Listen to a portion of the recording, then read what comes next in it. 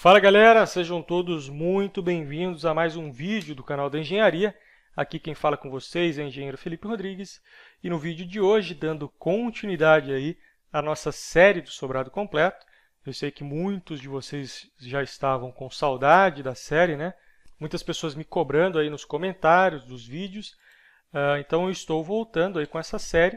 Nós temos aí mais ou menos uns 4 vídeos ainda para falar desse assunto, que é sobre pilares e fundação, tá? Então, eu vou calcular um pilar para vocês, que é esse pilar aqui mais carregado, que é o pilar 5, e nós vamos calcular também a fundação para esse pilar aqui, certo? Então, vamos dar prosseguimento aí para a alegria de alguns e tristeza de outros. Como é que vai funcionar esse vídeo aqui? Nós vamos dimensionar o pilar pelo método do pilar padrão, né? Vou utilizar aqui para isso o nosso MatCAD. E esse dimensionamento vai seguir aí a mesma teoria que a gente já vem falando aí no canal há bastante tempo, certo? Então, nós vamos coletar todas as informações desse pilar e dimensionar esse pilar aí e explicando para vocês nesse meio do caminho aí como é que é o passo a passo para o dimensionamento. Lembrando que esses roteiros que eu estou desenvolvendo aqui, todo aluno que adquire o curso lá na nossa plataforma, ele recebe todos os roteiros, inclusive alguns roteiros também que a gente desenvolve aqui no canal, tá? Então, você recebe lá dezenas de roteiros do próprio curso, já simplesmente para você substituir valores, né? Para que você possa utilizar no seu dia a dia aí como engenheiro calculista, certo? Então, vamos lá para o roteiro de cálculo do pilar mais carregado do nosso projeto, que é esse pilar aqui, o pilar P5. Deixa eu abrir a tabelinha para vocês aqui. Vejam só, essa tabelinha é a mesma tabela que a gente fez lá nas últimas aulas, né? Onde a gente encontrou as cargas dos pilares. E aqui nós temos as cargas totais dos nossos pilares, né? O pilar mais carregado aqui, nesse caso, é o pilar P5, que tem 261 kN de carga. Em uma das aulas aí eu tinha dito que o pilar mais carregado era o pilar P9, mas é o pilar P5, certo? Que faz bastante sentido porque é um pilar que está bem no centro aqui de um plano de cargas, né, de 4 lajes. Então faz mais sentido do que ser esse pilar aqui, né, que recebe 3 lajes, digamos assim. Mas isso aqui pode ser até considerado como uma laje, mas é bem menor do que o pilar P5. Nitidamente aí dá para ver. Certo? Então, quais as informações que nós precisamos? Nós precisamos das informações de seção do pilar, do carregamento, se tem momento, como é que eu calculo esse momento. Então, vamos indo passo a passo aqui para que vocês possam entender. Então, vou escrever aqui roteiro de cálculo pilar P5, ou pilar 5, como vocês preferirem. Quais as informações que eu preciso? Vou colocar aqui os dados do pilar P5. Primeira informação é a própria carga, né? Então, a NK. Carga NK é, como a gente já viu, 261 kN. Então, 261 kN. Outra informação é, será que esse pilar tem momento? Vamos observar aqui esse pilar. Vejam só, eu tenho aqui o eixo das minhas vigas, né? Então, essa viga aqui de baixo, ela não passa exatamente no eixo do meu pilar, tá? Isso é algo ruim? Não, não necessariamente, não é algo ruim. Porém, isso vai gerar uma excentricidade. Essa excentricidade é isso aqui, ó. Essa distância, que é do centro de gravidade do pilar até a linha de eixo da viga. Vai dar mais ou menos aí 8 centímetros. Deixa eu colocar aqui, ver se é 8 centímetros mesmo, porque qualquer medida pode ajudar a gente a diminuir um pouco esse momento, né? Então, eu vou pegar aqui bem do eixo até aqui. Olha, ele está dando 7,5 centímetros. Tá? Ali ele está arredondando, 7,5 centímetros. Então, esse 7,5 centímetro é a nossa excentricidade. Tá? Então, essa excentricidade vai gerar, consequentemente, o momento. Esse momento é o momento inicial de projeto, que a gente vai chamar aqui no nosso memorial de cálculo como sendo mkx. Por que mkx e não mky? Né? Porque, em teoria, se a gente for seguir aqui o eixo cartesiano convencional, onde a horizontal é x e a vertical é y, seria o contrário, né? Então, aqui seria y e aqui seria x. Então, seria mky. Mas, nesse caso, eu sempre uso essa coordenada aqui. Eu até já fiz o desenho para vocês, onde eu uso a maior seção do pilar como sendo o eixo x e a menor seção do pilar como sendo o eixo y. Por que eu faço isso? Porque aí facilita na hora da introdução desses dados no memorial de cálculo. Né? Então, o meu memorial de cálculo aqui, ele sempre vai ter o hx e o hy. Então, para que eu não precise entrar no desenho, ver qual é o posicionamento do eixo cartesiano global do projeto, para depois eu preencher o meu memorial de cálculo, e eu já estipulei assim, x é a maior seção, y a menor seção, certo? Então, por isso que o meu mkx, o meu momento inicial é em relação a x e não a y. Como é que eu calculo esse momento inicial? Momento é força vezes distância. Então, a minha força é de 261, que é o nk. Então, meu nk, vezes qual é a distância? É justamente a excentricidade.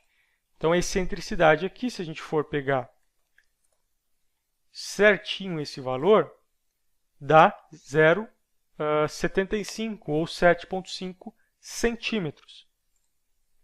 Então, 7,5 centímetros. Aqui estou trabalhando em centímetro, então vou colocar direto em centímetros.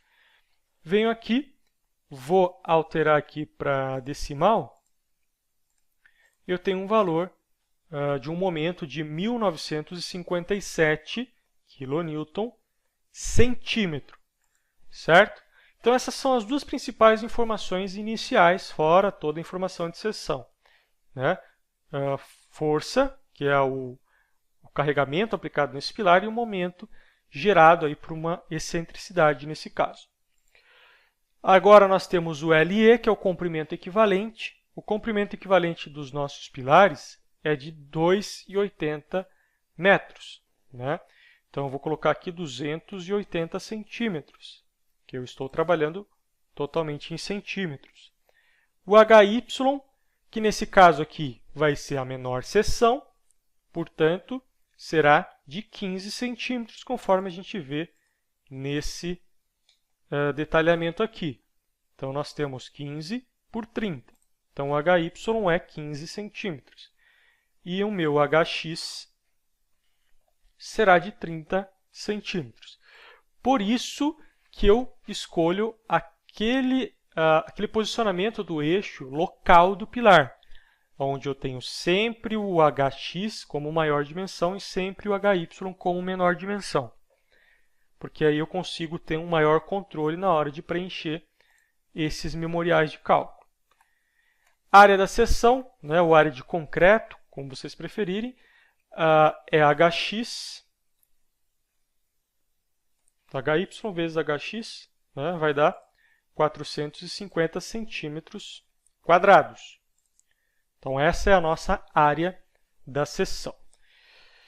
Agora vem um fator importante, pessoal, que é em relação à seção desse pilar. Né? A NBR 6118, ela estipula lá que a menor seção, sem que eu tenha que utilizar um coeficiente adicional, é de 19 centímetros, certo? Que foi o que nós utilizamos lá no curso do edifício completo e na série também do edifício completo aqui no YouTube. Porém, nesse projeto aqui, nós estamos utilizando uma seção de 15 centímetros, é menor do que 19, portanto. Nesse caso, nós temos que utilizar um coeficiente adicional, que é o conhecido γn, certo? esse γn ele vai correlacionar a menor dimensão do meu pilar, certo? Que é esse bzinho aqui, com um coeficiente de ponderação, coeficiente de majoração da nossa carga. Ou seja, eu tenho aqui pilares menores do que 19, ou maiores que 19, melhor dizendo, eu vou utilizar um γn de 1. Ou seja, não vai mudar em nada a minha carga. Se eu tiver um pilar de 18, um γn de 1.05, de 17, 1.1 e assim por diante. O nosso pilar é de 15 centímetros, certo? Então, o nosso γn será de 1.2. Então, eu vou voltar aqui no meu número de cálculo e vou colocar γn 1.2. É um coeficiente adimensional, então não tem unidade. E aí eu tenho também o meu γf, que é o coeficiente de ponderação do concreto. Esses dois coeficientes vão majorar a minha carga inicial, que é o nk, tá? Para que eu possa encontrar uma carga que é o nd, que é efetivamente a carga que nós vamos utilizar para dimensionar todos esses fatores de segurança aí em relação à seção de pilar e ao tipo de material que eu estou utilizando, que é o concreto, junto com o aço.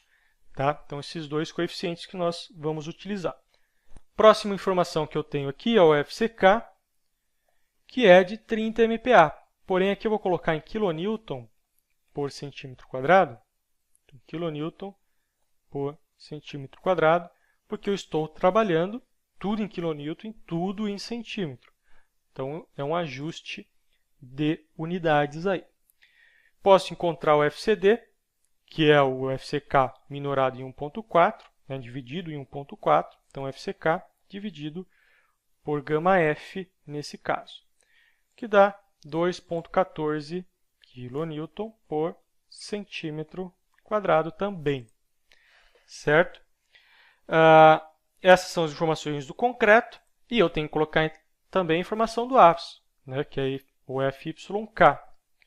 Esse FYK é a resistência do aço na mesa de escoamento, que no nosso caso é o aço CA50, que no próprio nome já diz qual é a resistência, né? 50 kN por centímetro quadrado. Então, essa é a resistência do aço neste caso. Vou colocar aqui o cobrimento que eu vou trabalhar desse pilar, que eu vou chamar aqui de d'X, que é de 3 centímetros. Esse cobrimento pega do eixo da minha barra até a face do pilar. Eu posso alterar ele depois, se eu achar necessário, né, por conta do cobrimento mínimo que eu tenho que deixar. Então, esse valor eu posso alterar depois. E eu tenho também uma informação que é o ∝b. Esse ∝b, pessoal, eu já expliquei isso em algum outro vídeo, vou deixar aí na descrição para vocês, que é em relação ao tipo de vinculação, né? Esse tipo de vinculação a gente consegue ver aqui nesse desenho. Tenho aqui o comprimento equivalente do meu pilar e o tipo de vinculação. Se eu tivesse aqui a certeza do tipo de fundação que eu vou ter, se ela vai ter realmente uma inércia suficiente para eu poder considerar aqui o engastamento perfeito, eu poderia aplicar um fator aqui que facilitaria ou diminuiria esses momentos gerados nesse pilar. Tá? Porém, como eu não tenho certeza, e é bem comum a gente simplesmente considerar a vinculação não restringindo o momento no topo e nem na base do pilar, eu vou considerar esse pilar como simplesmente apoiado. Quando ele é simplesmente apoiado, eu vou ter um ∝b igual a 1. Né? Esse ∝b ele pode ser menor do que 1, certo? Porque a função dele é diminuir os momentos gerados aqui nesse pilar de acordo com o tipo de vinculação. Né? Mas, como nós não temos certeza do tipo de vinculação, eu vou considerar o caso mais favorável à segurança, que é a vinculação simplesmente apoiada, né? Que não restringe o momento nas extremidades. Então, esse é o ∝b igual a 1. Só uma informação para constar aí no memorial de cálculo. Sabendo isso, posso já começar a calcular efetivamente o meu pilar. Então, eu vou colocar aqui esforço solicitante majorado, que é o primeiro cálculo que nós vamos fazer, né? Esforço solicitantes. Vou colocar esforços, né? Porque é mais de um. Solicitantes majorados. Então, os esforços solicitantes majorados vai ser ND. E o ND será NK vezes γF vezes γN. Então, deu 438,5 aí arredondando. Kilonewton. Certo? Essa é a carga axial, né? A carga normal que vai ser aplicado nesse pilar. Eu vou deixar para fazer o momento depois. Não vou fazer o momento agora. Eu vou calcular agora o índice de esbeltez. Né? Então, o índice de esbeltez. Então, esse índice de esbeltez ele vai regrar para a gente se esse pilar é um pilar curto, se é um pilar médio, né? Ou se é um pilar esbelto, né? Para que a gente possa verificar a aplicação ou não dos efeitos de segunda ordem locais, certo? Então, ele tem esse símbolo aqui, o símbolo grego, que é o lambda. Então, o lambda x desse pilar, para pilar retangular, vou utilizar essa formulinha aqui, 3,46 vezes LE, tudo isso dividido por HX. Tá? Essa formulinha é válida apenas para pilares retangulares. O mesmo eu vou fazer para Y, vou copiar aqui, só vou mudar aqui para Y e aqui para Y também. E aí nós temos dois resultados, né? Um resultado de 32,3 e um resultado de 64,6. A gente considera, né, de maneira simplificada, todo pilar que tem um índice de esbeltez maior do que 35 como um pilar medianamente esbelto. E o pilar medianamente esbelto é considerado aí os efeitos de segunda ordem. Então, eu posso colocar aqui, ó, considerar os efeitos de segunda ordem. Então, em teoria, nós teríamos que considerar os efeitos de segunda ordem, que é o que nós vamos fazer aqui nessa aula. Nós vamos considerar esses efeitos de segunda ordem.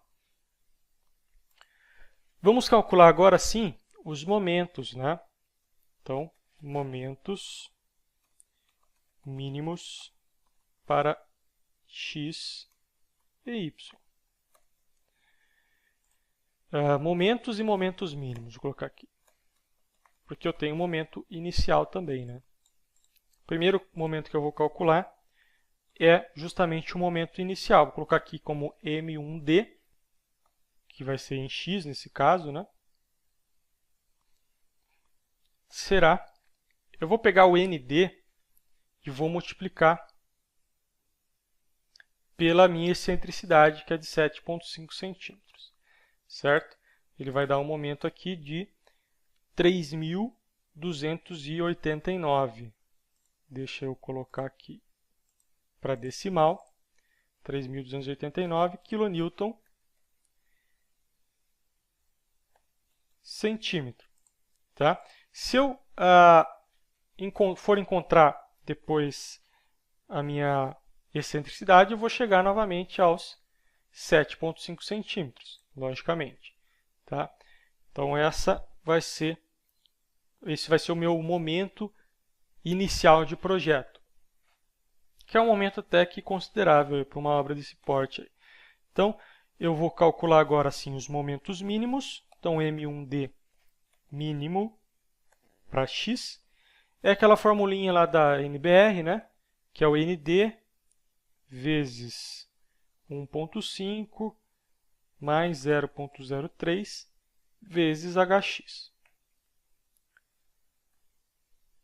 Eu tenho um momento mínimo aí de 1.052, que já é menor do que o meu momento inicial. Então, eu vou utilizar o meu momento inicial. o M1D mínimo para y agora, que vai ser 1.5 mais 0.03 vezes o HY. Eu esqueci de colocar o ND. Então, aqui é kN centímetro e aqui também kN centímetro. Então, eu tenho aqui três momentos. O momento inicial de x, o momento mínimo de x, que deu menor do que o momento inicial, então vou escolher o momento inicial, e o momento mínimo em y. Como eu não tenho o momento inicial em y, vou utilizar, nesse caso aqui, o momento mínimo em y, porém, eu também tenho que fazer a consideração dos momentos de segunda ordem para y, porque ele teve aqui um índice de desbeltezo maior do que 35. Né? Então, nesse caso aqui, vamos ver qual vai ser o pior caso, na seção x ou na seção y para calcular a armadura. Vou encontrar aqui a excentricidade agora desses pilares, dessa seção desse pilar. A primeira excentricidade que eu vou calcular, que vai dar aqueles 7,5 centímetros, que é a excentricidade em x de acordo com o momento inicial em x. Né? Então, eu só dividir aqui por ND, vai dar 7,5 centímetros. Se eu for calcular agora a excentricidade em relação ao momento mínimo, então, vou colocar aqui mínimo em x, eu vou ter o M1D mínimo em x dividido por ND. Eu tenho 2,4 e o mesmo vou fazer aqui para y. Vou copiar isso aqui, faço para y e aqui também mudo para y. Eu tenho 1,95 centímetros. Tá? Então, essas são as excentricidades virtuais dos momentos mínimos. Tá? Então, essa aqui é a excentricidade real do momento inicial e essas excentricidades virtuais. Agora eu posso fazer a consideração do efeito de segunda ordem em relação ao eixo y, que teve ali um índice de desbeltezo maior do que 35. Então, se eu vier aqui, vou colocar momento de segunda ordem. Esse momento de segunda ordem, ele é calculado aí de acordo com o meu raio de giração, né? O raio de giração nas literaturas aí é 1 sobre R. Mas se eu colocar aqui 1 sobre R, ele vai dar erro, porque ele vai perguntar o que é R. Então, eu vou colocar apenas R, tá? Mas fique claro que é 1 sobre R, tá, pessoal? Para que vocês não confundam depois. O raio de giração é calculado como 1.005 dividido, nesse caso, por HY, porque eu vou calcular o raio de giração para HY, porque é o que precisa dos efeitos aí de segunda ordem. Antes disso, eu tenho que calcular o meu Ni, né? Que é o coeficiente que relaciona o ND com a seção de resistência do concreto, porque eu vou ter que utilizar ele também para calcular o raio de giração. Né? E o Ni eu também entro lá como dado no meu ábaco de Venturini. Então, o Ni, eu vou colocar aqui como esse Vzinho, que é bem parecido com a letra, vai ser ND dividido por AC vezes FCD, que deu 0,45 ou 0,46 arredondando. Ele é adimensional, então não tem carga, não tem unidade. Né? Eu tenho agora que calcular o raio de giração. Agora sim eu calculo o raio de giração, que vai ser 0,005 dividido por HY vezes o meu Mi, que é o Vzinho ali, mais 0,5. Então, essa é a equação do raio de giração neste caso aí. Eu tenho um valor muito pequenininho, né? Raio de giração dão valores bem pequenininhos aí. E eu tenho que escolher, nesse caso aí, o menor entre duas equações, que é essa daqui e essa daqui, ó. desconsiderando o meu ni. Tá? Então, qual que é o menor? O menor é esse daqui, né? Então, eu vou chamar aqui de R' e vou utilizar o R. Então esse aqui é o menor raio de giração. Nesse caso, então, posso considerar a excentricidade de segunda ordem. Então, vou colocar aqui E2, que é de segunda ordem, em Y, que será o meu LE ao quadrado dividido por 10, vezes o meu R, que é o raio de giração, né, o menor raio de giração entre esses dois valores aqui. Eu tenho um valor, então, de 2,61 centímetros. Então, essa é a minha excentricidade de segunda ordem. O que eu faço com essa excentricidade de segunda ordem? Eu posso calcular o momento de segunda ordem para eu somar com o momento gerado aqui através do momento mínimo da seção em Y, né, que deu a seção com um índice de esbeltez maior do que 35. Então, eu posso considerar aqui, encontrar o momento total, chamar aqui de mtot, em Y, que vai ser o alφb, que a gente encontrou lá no começo, né, considerou como 1, vezes o meu M1D mínimo em Y, que é esse valor aqui, ó, que a gente encontrou, né, 855, mais o meu ND vezes a excentricidade de segunda ordem. Então, E2Y. Aí eu tenho um valor de 2.000 aqui, né? Deixa eu colocar aqui em decimal, um valor de 2.000 kN centímetro, tá?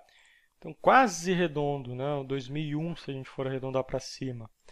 Então, esse é o momento total, considerando o momento de segunda ordem na seção Y.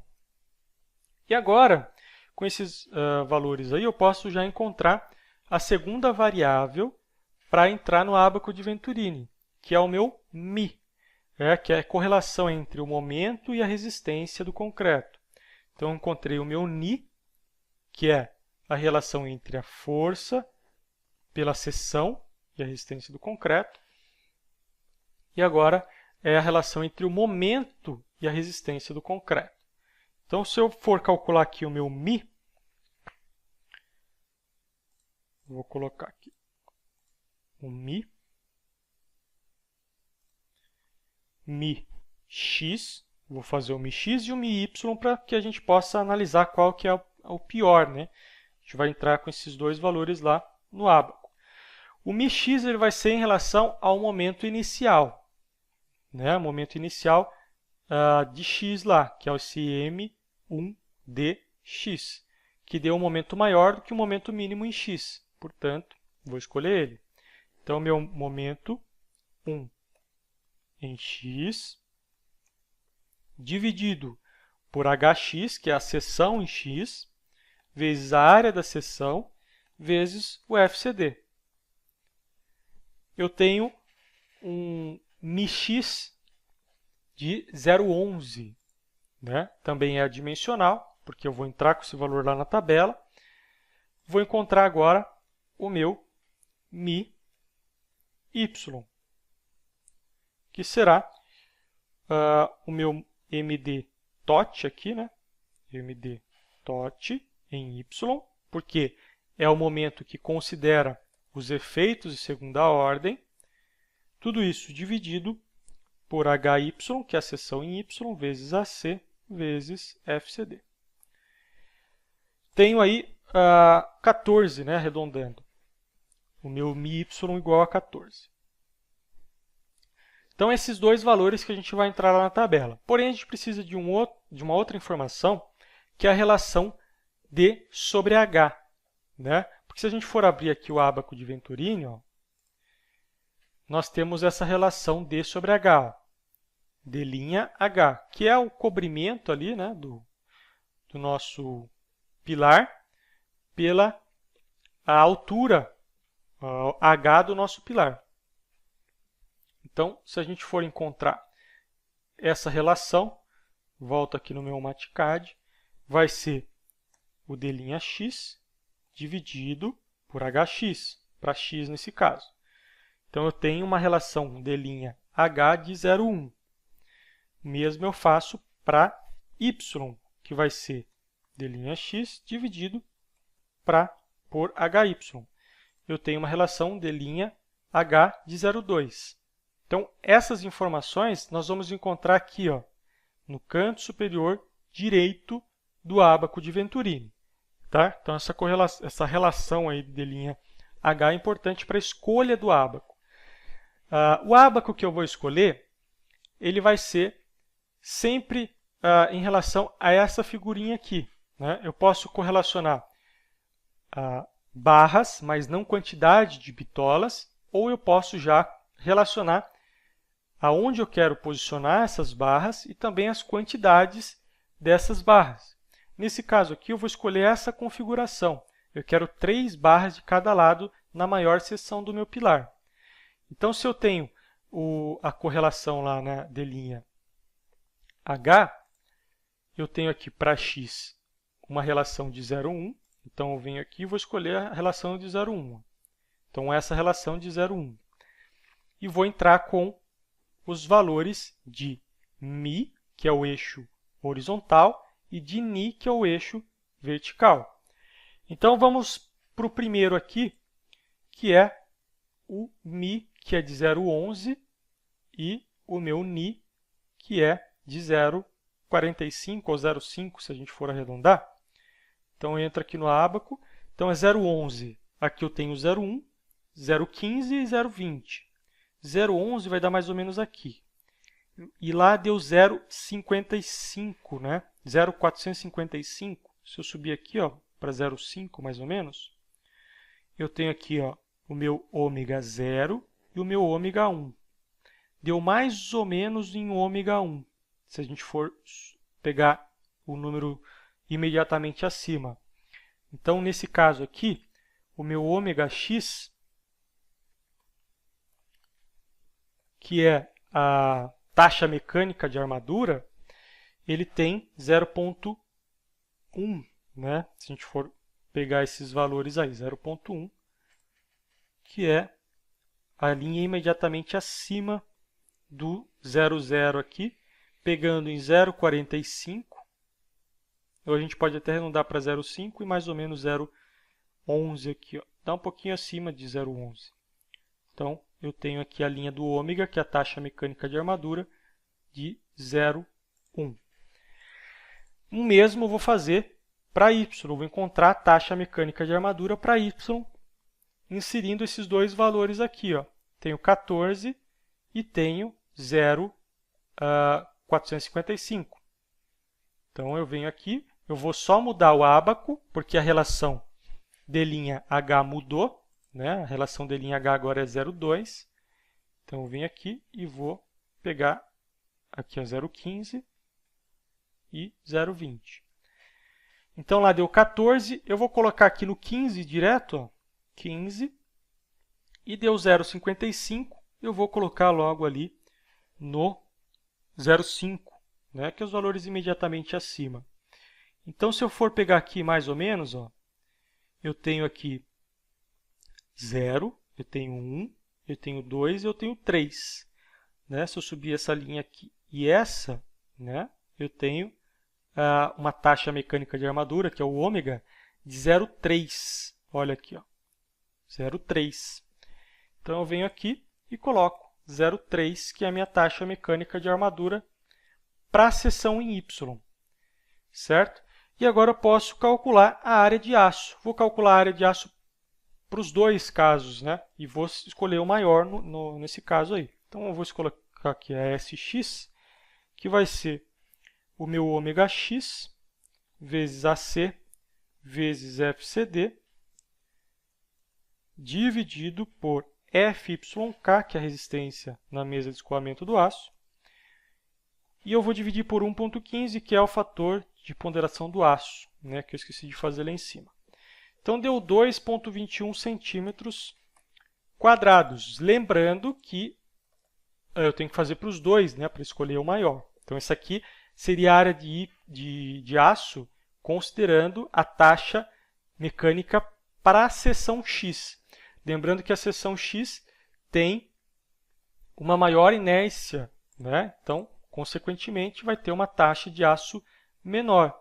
Né? Nesse caso, é como se a gente estivesse considerando aqui um pilar quadrado de 30 por 30. Então, eu vou calcular agora a área de aço para Y, que, consequentemente, será uma área de aço maior. Então, vou colocar aqui, mudar tudo para Y.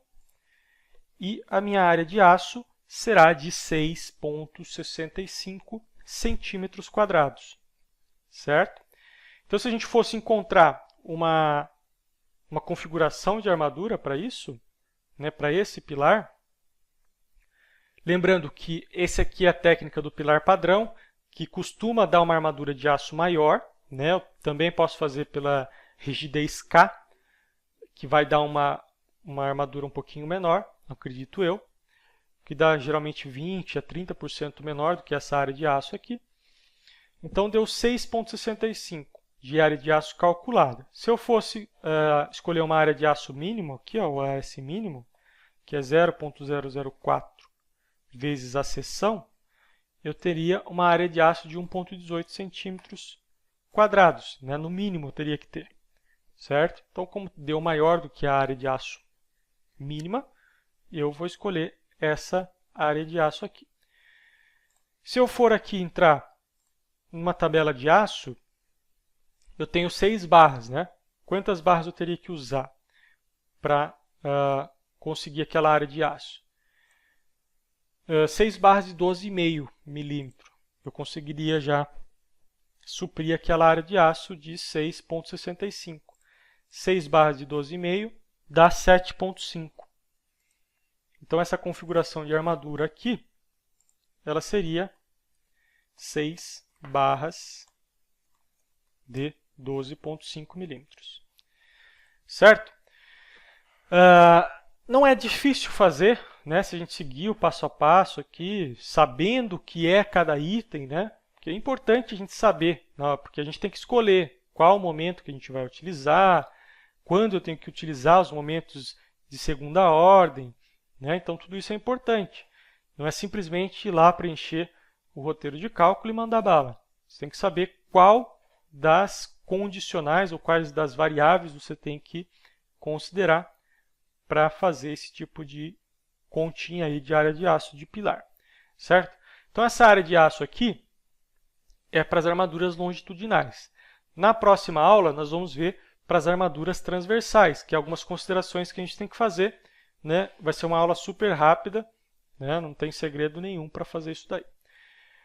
Certo, pessoal? Então, eu espero que tenha ficado claro. Lógico que eu faço bem corrido a aula, né? Para que a gente tenha um tempo contido aí, não fique 1 hora de vídeo. Mas eu acho que ficou bem detalhado, bem claro. Eu vou deixar o PDF desse memorial para vocês possam estudar, ou até montar alguma planilha, ou até mesmo um memorial aí no MatCAD. Lembrando, se você quiser fazer um cursinho de MatCAD, nós temos lá no nosso site lá um mini curso mesmo, que é só para vocês aprenderem como trabalhar com o MatCAD e fazer o suficiente que a gente faz aqui. Então, eu vou deixar o link do site para vocês. O cursinho é totalmente gratuito, é só vocês entrarem lá e fazer o cursinho, certo? Então, é isso aí.